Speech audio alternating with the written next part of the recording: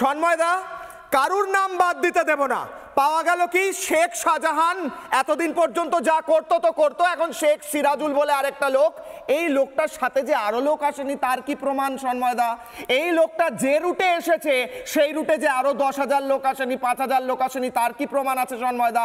এই লোকটা যখন এসেছে শেখ শাহজাহান যে আরো 5,000 লোককে নিয়ে এসে অপরাধমূলক কাজ করায়নি তার কি প্রমাণ আছে সন্ময়দা? এসআইআর এর প্রয়োজন আছে আছে আছে, তাই নয় কি? বলুন। এটা কিশোর, আমি প্রথমেই একটা কথা বলি, তুমি একটা শেখ সিরাজুল নিয়ে এত চিন্তিত হচ্ছ।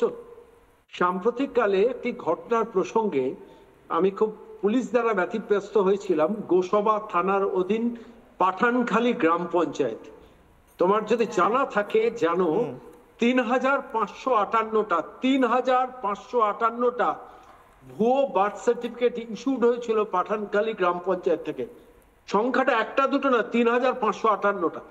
যাই হোক, সেটা নিয়ে পরবর্তীকালে কেস কামারি হয়, শেষ পর্যন্ত অনেক দূর জল গড়ায়। কিন্তু প্রশ্নটা হচ্ছে, একটা পঞ্চায়েতে যদি 3,558টা ভুয়ো বার্থ সার্টিফিকেট ইস্যুড হয়, তোমরা একটা শেখ সিরাজুল নিয়ে ব্যস্ত রয়েছো কিসের জন্য? আমি যে হাজার হাজার ঘটনা সারা পশ্চিমবঙ্গে রয়েছে। আমি এই প্রসঙ্গে আমি একটু অন্য কথা বলবো। নীলাদ্রি বাবুর দুটো প্রশ্নের আমি উত্তর দেবো। নীলাদ্রি বাবু আইনজীবী মানুষ, তার কথা শুনতে বেশ ভালো লাগে। নীলাদ্রি বাবু এতক্ষণ ভোট ব্যাংক নিয়ে কথা বলছিলেন। আরেকটা শব্দবন্ধ ব্যবহার করেছেন সেকুলারিজম। সেকুলারিজমের প্রতি আমারও আস্থা আছে, কিন্তু সেকুলারিজমের মানে কি ঈদের অনুষ্ঠানে গিয়ে হিন্দু ধর্মকে গন্ধ ধর্ম বলবেন রাজ্যের একজন মুখ্যমন্ত্রী? এই প্রশ্নটা নীলাদ্রি বাবুর কাছে থাকলো এক। 2 নম্বর হচ্ছে, আমি সাম্প্রতিককালে মমতা বন্দ্যোপাধ্যায়ের আমি 3টে পয়েন্ট আমি তোমাকে রেজ করছি কিশোর, তুমি ভালো করে বুঝবে। জসিমউদ্দিন রহমানির বাহিনী, জসিমউদ্দিন রহমানি যখন ইউনুস তাকে জেল থেকে ছেড়ে দিলেন, পরিষ্কারভাবে মমতা বন্দ্যোপাধ্যায়কে গ্রেটার আমন্ত্রণ জানিয়েছিলেন, করার ডাক দিলেন।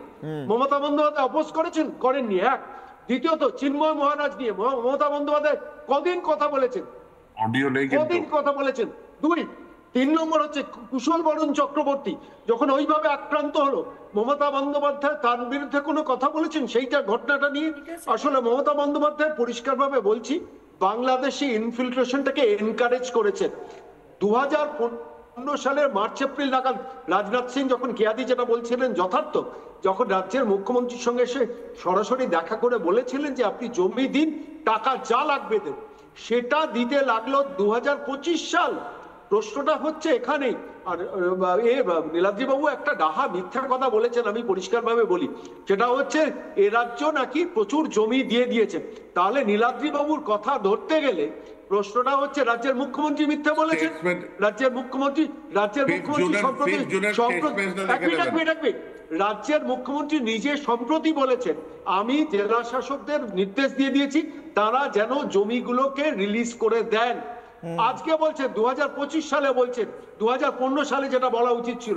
আজকে এই যে 3,600 দিন ধরে যে ইনফিল্ট্রেশনটা হলো, মমতা বন্দ্যোপাধ্যায় চাইলেন না কেন, করলেন না কেন? জমি দিতে অসুবিধা কোথায় ছিল? কেন্দ্রীয় সরকার তো টাকা দিচ্ছেন, কখন করলেন? কিশোরা একটু ভালো করে খেয়াল করে দেখুন।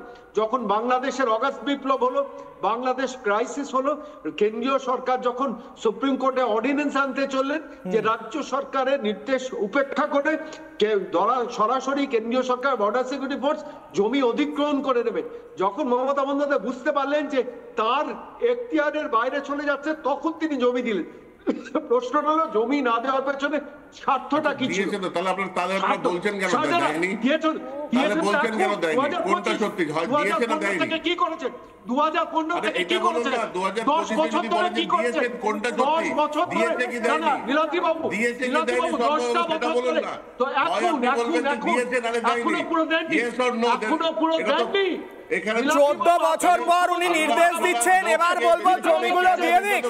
14 বছর ধরে অনুপ্রবেশ করিয়ে তারপর নির্দেশ দিচ্ছে এবার জমিগুলো দিয়ে দিক, আপনি সেটা জাস্টিফাই করছেন নীলাদ্রি বাবু? কেন রাম মন্দির ইনঅগ্রেট করতে চান? মমতা বন্দ্যোপাধ্যায় থেকে বড় তৃণমূল নাকি? মমতা ব্যানার্জিকে বলেন যে প্রাইম মিনিস্টার মোদি কেন রাম মন্দির ইনঅগ্রেট করতে চায়? মমতা বন্দ্যোপাধ্যায় 2025 সালে বলছেন যে আমরা জেলা শাসকদের বলছি জমি দিতে। এতদিন দেননি কেন? এতদিন দেননি কেন? আসলে শেখ শাহজাহানের রাখার জন্য আপনার দল আগ্রহী ছিল। এই এসআইআর করতে দিচ্ছেন না, এই এসআইআরটা ভয়টা ওখানে এই ভুতুড়ে ভোটার, এই রোহিঙ্গা ভোটার না এই সিস্টেমেটিক লুটিং অফ ভোটস কিন্তু কিছু বলছেন না আপনি, বরিষ্ঠ সাংবাদিক। ঠিক আছে, আপনারা করেছেন পশ্চিমবঙ্গের মাটিতে দাঁড়িয়ে, পশ্চিমবঙ্গের মাটিতে দাঁড়িয়ে আপনারা দ্বিজেন মুখোপাধ্যায়কে দিয়ে ভোট দিয়েছেন, অস্বীকার করতে পারবেন? একা করে নীলাদ্রি বাবু আসছি, শর্মাদাকে শেষ করতে দিন। নীলাদ্রি বাবু আসছি, শর্মাদাকে শেষ করতে দিন। শর্মাদা শেষ করুন। আসলে কিশোলায় নীলাদ্রি বাবু নিজেকে মমতা বন্দ্যোপাধ্যায় থেকে বড় তৃণমূলী মনে করছেন। মমতা বন্দ্যোপাধ্যায় 2025-এ জেলা শাসককে নির্দেশ দিয়ে তিনি আমার কথাটা আমাকে বলতে দিন, আমার কথাটা আমাকে বলতে দিন। লজ্জা পাচ্ছেন মিথ্যা কথা বলে ধরা পড়া? লজ্জা পাচ্ছেন, আইনজীবী হিসেবে লজ্জা পাওয়া পাচ্ছেন?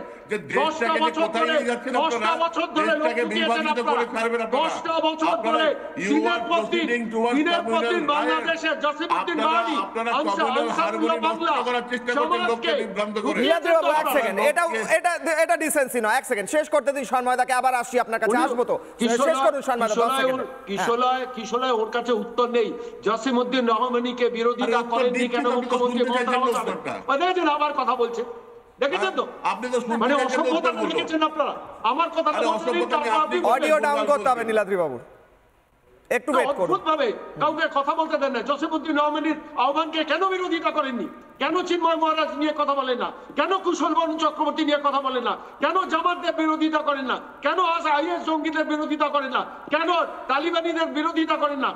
কেন আল কায়দার বিরোধিতা করেন না? এই পশ্চিমবঙ্গের মাটিতে দাঁড়িয়ে মমতা বন্দ্যোপাধ্যায় আজ পর্যন্ত কজন জঙ্গি ধরেছেন এই স্ট্যাটিস্টিকটা প্রকাশের দিন, তারপর আমি নীলাদ্রি বাবু সব প্রশ্নের জবাব দেবো। নানা ধরনের কন্টেন্ট দেখার জন্য লাইক করুন, শেয়ার করুন আমাদের ফেসবুক পেজ, সাবস্ক্রাইব করুন আমাদের ইউটিউব চ্যানেল।